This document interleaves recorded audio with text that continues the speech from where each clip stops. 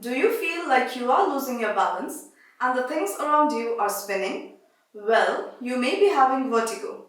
There are various reasons as to why do you get vertigo.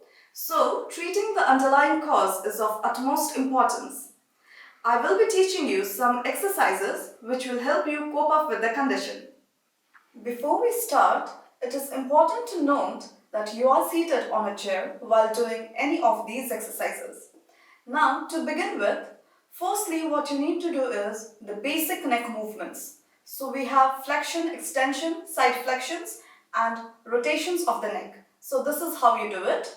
Flexion, extension, side flexions on both the side and neck rotations. So I showed it for 1 time each. You have to do it for 10 times.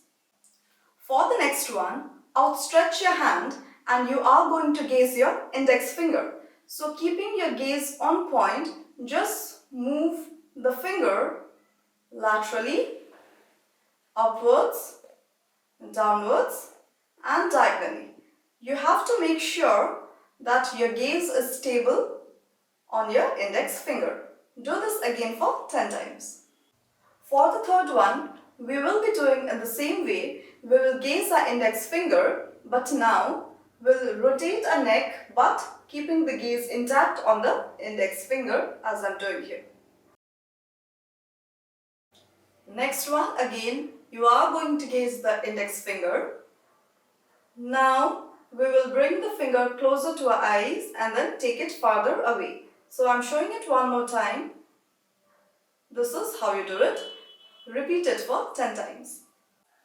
We will now be tilting alternatively to our right and left. So just assume that you are touching the floor on your lateral side, firstly with your right hand and then again with the next. So I'm showing it for 1 time. So this is how you do it. Just tilt. Make sure your gaze goes along with your hand. So this, you come back and then again towards your left.